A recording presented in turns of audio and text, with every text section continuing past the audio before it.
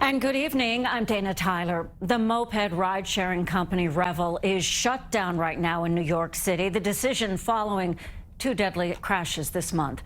CBS 2's Lisa Rozner has been demanding answers over safety concerns and joins us live now on Manhattan's West Side. Lisa.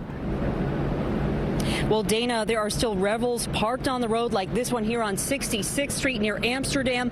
And riders who try to open the app and take one out, well, they are told immediately that the service is shut down. Earlier this year, Revel expanded to Manhattan and the Bronx as a greener and more affordable way to travel. But we found no one from the city was regulating how they were doing that.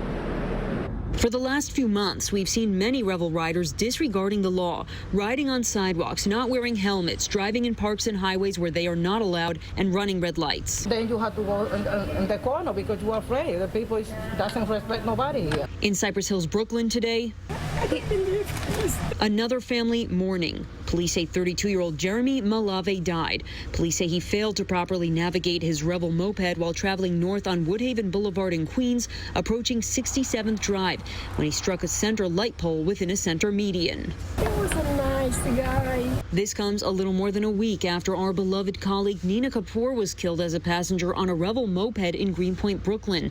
And it follows a string of accidents, some of which have left at least 2 men in critical condition at a hospital. Doctors at St. Barnabas Hospital in the Bronx say they were seeing it every day. We're also seeing a lot more serious injuries, including bone fractures or broken bones, also head injuries that include concussions. Revel is facing more than a dozen lawsuits in New York for injuries. Daniel Flanzig represents several plaintiffs, including 2 that say they were struck by Revel riders. He was walking in the closed street corridor, was struck by a Revel user riding through that closed street. One was a gentleman exiting out of his vehicle, was struck by a rider.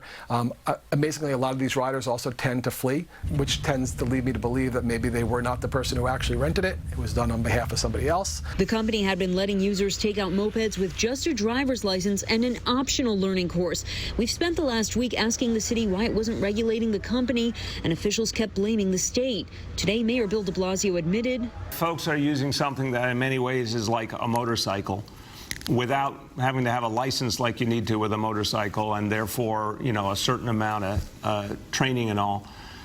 It stands to reason that it's going to put people in harm's way. City Council Speaker Corey Johnson acknowledged the company cannot self-police itself if it opens again.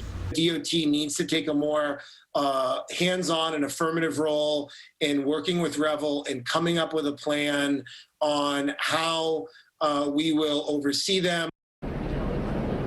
And we had reported yesterday that Congressman Adriano Espaillat had sent a letter to the city and state demanding they pause Revel's operations. Revel says it is working on creating better safety measures and communicating with the city. It says this shutdown is voluntary and it does not affect other cities where it is continuing to operate.